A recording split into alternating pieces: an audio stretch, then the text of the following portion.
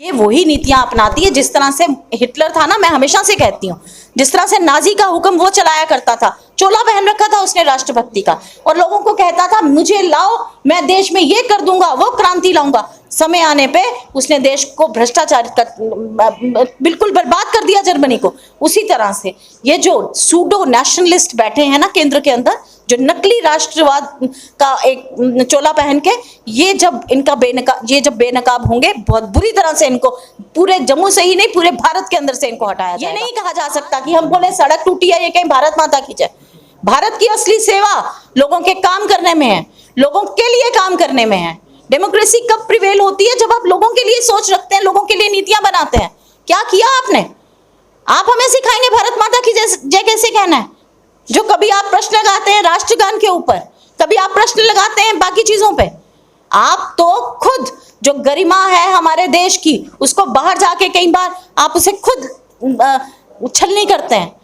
अभी आम आदमी पार्टी की एक वरिष्ठ लीडर हमारे साथ है, नम्रता शर्मा, जिनसे बात करते हैं और सबसे पहले उन मुद्दों पर बात करते हैं जो भी जम्मू कश्मीर में चल रहे हैं। जिस तरह से आप देख रहे हैं कि यहाँ पर जो महाराजा हरि सिंह की छुट्टी है उसको लेकर भी जो यहाँ पर बवाल चल रहा है, और आपने देखा कि कल देर रात जो है वो युवा राजपूत सभा के सदस्यों को जो है वो देर रात उठाया गया। अभी ये मुद्दा है, लेकिन हम जहाँ जम्मू कश्मीर में रहते हैं, जो हमारे महाराजा हैं, उनकी छुट्टी के लिए इतना जो है वो प्रयत्न करना पड़ रहा है। लेकिन ये तस्वीरें जो हमारे प्रधानमंत्री मोदी हैं वो भी जरूर देखें, क्योंकि वो देश विदेश का जिस तरह से दौरा करते हैं, वहां पर किस तरह का मैसेज जो है वो जाता है। पहले मैम आप बताइए, क्या जम्मू कश्मीर की जो महाराजा हैं उन्हीं की छुट्टी के लिए जो है प्रयास करना पड़ रहा है? एक छुट्टी की बात है यहाँ पर, और काफी सालों से ये डिमांड चल रही है। देखिए, ये वही भारतीय जनता पार्टी है आशी, जो डोगरा डोगरा कह के सत्ता में जम्मू कश्मीर के अंदर आई। इन पे कभी लोगों ने विश्वास नहीं किया था। आज उनको 2 से 25 तक पहुंचाया। तो मुझे लगता है उस डोगरा अनबान छान की जो ये बात करते थे, आज वो सही में नजर आता है कि वो झूठी बातें थी। आज देखिए, कब से हम प्रयत्न कर रहे हैं कि महाराजा की छुट्टी मिलनी चाहिए। क्या दिक्कत है महाराजा की छुट्टी देने में? क्या दिक्कत है, मुझे समझ नहीं आती। अगर भगत सिंह की छुट्टी पंजाब में हमारी सरकार बनने के बाद दी जा सकती है, तो मुझे लगता है जम्मू कश्मीर में वो महाराजा जिनकी ये स्टेट थी, जिन्होंने अपना खून देके अपना यहाँ समय दिया और एक गोल्डन इतिहास रचा जम्मू कश्मीर का, उनकी छुट्टी देने में इतनी आनाकानी। मुझे लगता है जम्मू कश्मीर की जनता इनकी दोहरे मापदंड से आज जागरूक हो गई है, और इनको आने वाले समय में वो पूरा जवाब देगी। रही बात मोदी जी की, तो मोदी जी, मैं अगर कहूँ कि इंडिया के वास्को डी गामा हैं, जिन्होंने सिर्फ देश भ्रमण का एक मन में उनका सपना था, और झूठे वादे करके महंगाई करके उन्होंने सत्ता की परम सीमा को आज वो पहुंच चुके हैं। अब उनका यही सपना है कि मैं देश विदेश में भ्रमण करूं। आज वो महंगाई पे चर्चा नहीं करते। आज मोदी जी और मोदी जी के जितने भी कबीना में लोग हैं, उनके कोई स्पोक्स पर्सन आज महंगाई पे चर्चा नहीं करता, आज बेरोजगारी पे चर्चा नहीं करता। उसके मैं देखूं कि विरुद्ध में अगर हम देखें, जम्मू कश्मीर के युवा पे हर रोज लाठियां बांधी जाती हैं, हमारी बेटियों पे लाठियां बांधी जाती हैं। तो आप देखिए किस तरह से कल होमगार्ड्स के ऊपर उन्होंने लाठीचार्ज किया, उससे पहले एनएचएम के ऊपर लाठीचार्ज होना, आंगनवाड़ी वर्कर्स के ऊपर लाठीचार्ज होना। हमारे तमाम आज जम्मू कश्मीर के लोगों को उन्होंने क्या समझ रखा है और किस तरह से वो इसको डील कर रहे हैं। मुझे लगता है समय आने पे जनता जागरूक है और उचित न्याय करेगी और उचित एक अपना फैसला देगी। अगर मोदी जी को लगता है, अगर भारतीय जनता पार्टी कहती है कि हमने इतने काम किए, मैं कहती हूँ एक भी काम वो 25 एमएलए अपने गिनवा दें, नहीं किया कुछ भी उन्होंने जम्मू कश्मीर को बर्बाद करने के अलावा कुछ भी। अगर उनके पास कुछ होता तो वो चुनाव करवाते।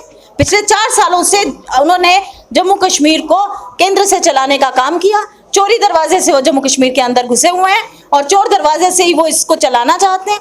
अब और नहीं चलेगा। मैं आपसे ये कहना चाहती हूँ, अगर उनमें दम है, अगर उन्होंने कुछ किया है जनता के लिए, अगर उनके पास दिखाने को कुछ है, बेचने को कुछ है, तो आए सामने। आप एक एमएलए के पास जाइए, 25 के पास, अपनी अपनी कॉन्स्टिट्यूएंसीज में उनसे पूछिए उन्होंने क्या किया। बर्बाद किया हमारी स्टेट को, लूटा। और किस तरह से लूटा आपने देखा, कैसे आज माइनिंग माफिया राज कर रहा है। यहाँ पे ट्रेडर्स पर ध्यान है, छोटा व्यापारी बड़ा व्यापारी आज सड़कों पे है। आप देखिए, जम्मू का एक बड़ा बिजनेस हाउस था हमारा, पहला नहीं कहूंगी लेकिन एक अच्छा होटल था 17 माइल्स। कोरोना की वजह से कुछ नहीं दे पाए होंगे, कैसे बंद करवा दिया। हमारे बिजनेस बंद हो रहे हैं जम्मू कश्मीर के, लोगों के पास रोजगार नहीं है और ये बड़ी बड़ी बातें करते हैं। इनको आने वाले समय पे लोग उचित जवाब देंगे। और आप देखिएगा किस तरह से इनकी धज्जियां उड़ाई जाएंगी जम्मू कश्मीर से। जहां पर आपने चुनावों की बात की कि ये जो है वो चुनाव नहीं करवाते, वहीं पर आपको बता दें कि 25 लाख नए वोटर्स जो हैं वो इस बार पार्टिसिपेट करेंगे। कहीं ना कहीं एक बहुत बड़ा जो है वो हाइक है वोटर्स लिस्ट में। देखिए, मैं आपसे यही जो मैंने बात कही ये उसी का रिजल्ट है।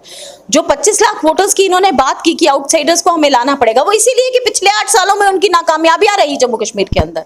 उन्हें लगता है कि जो पिछली, अब देखिए नई डिलिमिटेशन हुई, एक इन्होंने आंकड़े दिए कि इस कॉन्स्टिट्यूंसी में इतने लोग होंगे। जैसे जम्मू मैं बहु कॉन्स्टिट्यूंसी विधानसभा की बात करूं, इन्होंने बताया कि 1,30,000 पॉपुलेशन है वहां की।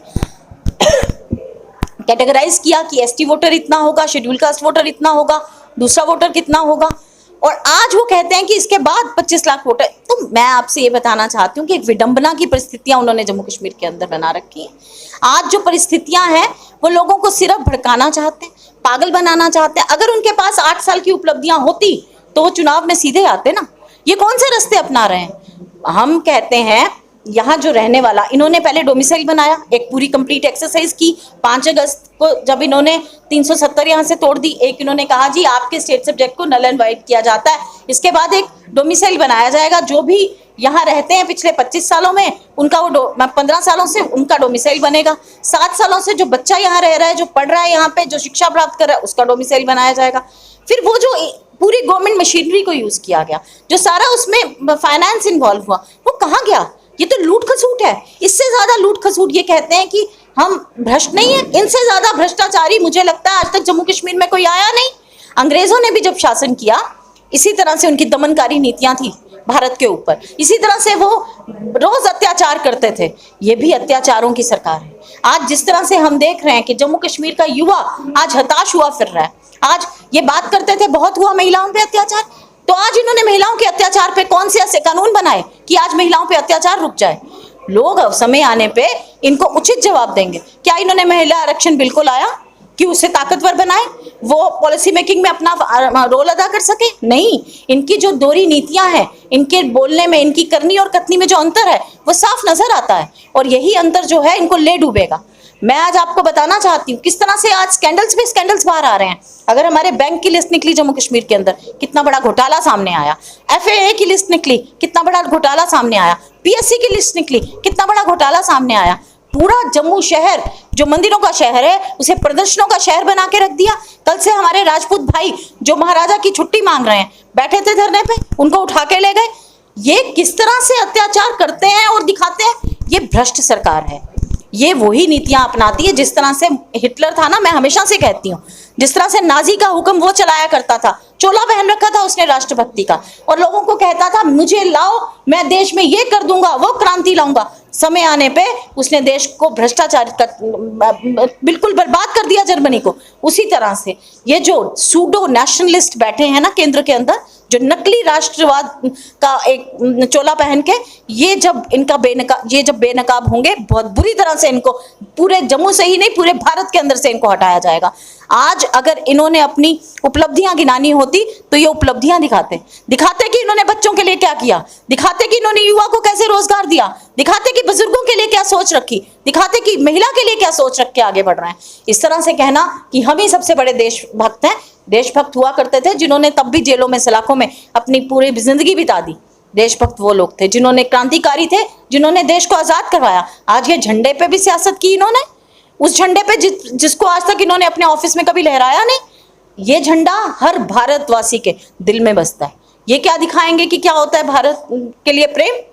हमारे बुजुर्गों ने कुर्बानियां दी हैं इस देश के लिए, ये हम पे उंगलियां उठाएंगे? किसने इनको कस्टोडियन बना दिया इस देश का, इस राष्ट्रवाद का?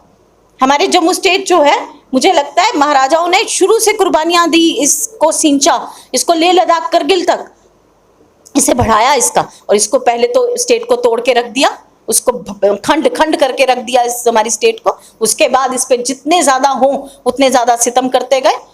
तो मुझे लगता है आज समय आने पे लोग जागरूक है, युवा परेशान है, बुजुर्ग परेशान है, महिला परेशान है। जवाब देगी इनको, ये चुनाव करवाएं और देखिए कैसे इन्हें जवाब मिलता है। जहां पर आपने तिरंगे की बात कही, वहीं कश्मीर में जो है वीडियोस वायरल हो रही हैं, कहा जा रहा है कि दुकानों को जबरदस्ती बंद कर जो है वो तिरंगे फहराए गए हैं लाल चौक। देखिए, मैं आपसे ये कहना चाहती हूँ, आप प्यार फैलाने की बात कीजिए, युवा को रोजगार दीजिए, एक उनको राह दिखाइए, रास्ता दिखाइए। सब भारत के बच्चे हैं, सबने कुछ ना कुछ भारत के लिए किया है, सब आपके साथ चलेंगे। जबरदस्ती, जोर जबरदस्ती से कुछ नहीं होने वाला। हमें मन में प्यार लाना होगा, हमें उनसे बताना होगा, जतलाना होगा कि आप हमारे बच्चे हो, हमें आपकी फिक्र है, हमें आपके भविष्य की फिक्र है। आज जो बच्चा, पहले हमारे पूरे बॉर्डर एरिया में जो बच्चे थे वो, मैं सुबह अगर 5 बजे 6 बजे आप कभी बॉर्डर एरिया की तरफ जाएं, दौड़ लगाते नजर आएंगे आपको। वो क्यों दौड़ लगाते थे? हमें फौज में जाना है। आज उसी जो फौज की उनकी नौकरी है उसको 4 साल का कर दिया। बाप नौकरी कर रहा होगा, बेटा रिटायर होके आ जाएगा, उसको अगर उस 4 सालों में कुछ हो गया, वो सोचता था कि मैं देश के लिए कुर्बान हुआ हूं, ये देश मेरे बीवी, मेरे बच्चे, मेरे माँ बाप की सेवा कर, पीछे से उनका ध्यान रखेगा, पेंशन मिलेगी, उनको कुछ ना कुछ बेनिफिट्स मिलेंगे। आज वो सब स्कीम्स कहाँ गई? किस लिए इस तरह की नीतियां लाई जाती हैं? कौन है इनके जो थिक टैंक जो इनको ऐसी चीजें समझाते हैं? समय आ गया है, लोग इनको पूरा जवाब देंगे। आज युवा हताश है, युवा बहुत ज्यादा निराश है। आज उनके माँ बाप निराश हैं, उनकी बहनें, उनकी माएँ निराश हैं, उनकी फैमिली पूरी निराश हुई पड़ी है। समय आने पे उचित जवाब दिया जाएगा। आने तो दीजिए इन्हें चुनाव के अंदर, बहुत सारी चीजें हैं जिन पे हम सिर्फ प्रश्न करेंगे। ये नहीं कहा जा सकता कि हम बोले सड़क टूटी है, ये कहीं भारत माता की जय। भारत की असली सेवा लोगों के काम करने में है, लोगों के लिए काम करने में है। डेमोक्रेसी कब प्रिवेल होती है? जब आप लोगों के लिए सोच रखते हैं, लोगों के लिए नीतियां बनाते हैं। क्या किया आपने? आप हमें सिखाएंगे भारत माता की जय कैसे कहना है? जो कभी आप प्रश्न लगाते हैं राष्ट्रगान के ऊपर, कभी आप प्रश्न लगाते हैं बाकी चीजों पे। आप तो खुद जो गरिमा है हमारे देश की, उसको बाहर जाके कई बार आप उसे खुद उछलनी करते हैं। मेरा यही मानना है, आने वाला समय जो है वो एक न्याय करेगा। आम आदमी पार्टी का यही मानना है कि देशभक्ति वही है अगर हम लोगों के लिए काम करें, उनके लिए ऐसे कार्य करें, बच्चों को रोजगार दें, बच्चों को शिक्षा दें, लोगों को अच्छी स्वास्थ्य सुविधाएं दें, उनको अच्छा जीवन कैसे बीते उनका, उस पे काम करें। तो मुझे लगता है आने वाला समय। जहाँ पर आपने कहा कि महिला की बात नहीं हुई, वहीं पर बता दें कि आम आदमी पार्टी की भी बहुत सी महिलाएं हैं जो इस पार्टी को छोड़कर जा चुकी है, और उनका यही बहुत बड़ा क्वेश्चन मार्क है कि यहाँ पर महिलाओं की बात नहीं होती। आप इसे किस तरह से जो है वो देखती हैं? देखिए, मैं आपको बताऊं, सियासत में उन्हीं को आना चाहिए। मेरी बहनें हैं जो भी छोड़ के गई होंगी, मेरी इतनी इंटरेक्शन उनके साथ नहीं हुई है, लेकिन मैं ये कहना चाहती हूँ कि सियासत में उसी को आना चाहिए जिसके पास पेशेंस हो। और स्पेशली जम्मू कश्मीर के अगर परिप्रेक्ष्य में बात की जाए कि 8 साल तक यहाँ तो 4-4 साल 5-5 साल चुनाव नहीं होते, इतना उत्तेजित क्यों होना, इतनी जल्दी फैसले क्यों लेने? बाकी आना जाना तो लगा रहता है सियासत के अंदर। हमें फिर भी दुख है, अच्छे लोग थे जिन्होंने छोड़ा, उन्हें विचार करना चाहिए था, बैठ के एक बार बात करनी चाहिए थी। लेकिन जल्दबाजी के फैसले जो होते हैं, और कभी भी ये मान लेना कि हम ही हैं, देखिए लोगों से पार्टी बनती है, पार्टी से लोग नहीं बनते। तो मुझे लगता है कि हमें मिलके अभी तो काम करना है। एक जिस बड़े कल का हम सपना देख रहे हैं, उस कल में हमें बहुत सारी कुर्बानियां भी देनी पड़ती हैं। तो मुझे लगता है कि जो पॉलिटिक्स के अंदर अपना कैरियर लेके चलते हैं, उन्हें तो बहुत सूझबूझ के साथ, बहुत पेशेंस के साथ आगे बढ़ना चाहिए। ये थी हमारे साथ, अगर बात करें आपकी लीडर नम्रता शर्मा जी, जिन्होंने बातचीत की जम्मू कश्मीर के तमाम मुद्दों को लेकर। एक बहुत बड़ा सवाल, जिस तरह से आम आदमी पार्टी की महिलाएं जो हैं वो पार्टी को छोड़कर जा रही हैं, और जिस तरह से हम कह रहे हैं कि बहुत सवाल जो है वो उठता है। हालांकि पार्टियों की अगर बात करते हैं, आना जाना जो है वो लगा रहता है, लेकिन अब देखने वाली बात यह है कि कितनी जल्दी जो इनकी बेसिक मेंबरशिप्स हैं उनकी जो है डेजिग्नेशन इनको असाइन की जाती है, और कितनी जल्दी जो है वो चुनावों के लिए कमर कसी जाती है। तो ऐसी और भी अपडेट्स के लिए देखते रहिए जम्मू बुलेटिन न्यूज़। आशिया खान से, अल्लाह हाफिज़।